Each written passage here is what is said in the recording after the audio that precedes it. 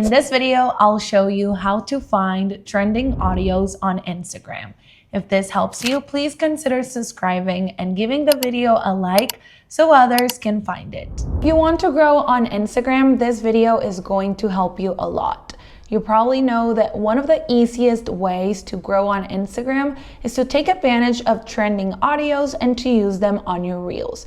Here, I'm going to show you a quick tip to finding the trendiest audios right here on your Instagram profile. So the first thing you're going to do is open Instagram and you're going to go to your profile. You're going to find it right here at the bottom right. Once you're here, we're going to tap on Professional Dashboard. And then you're going to scroll down all the way to the bottom where you see tips and resources.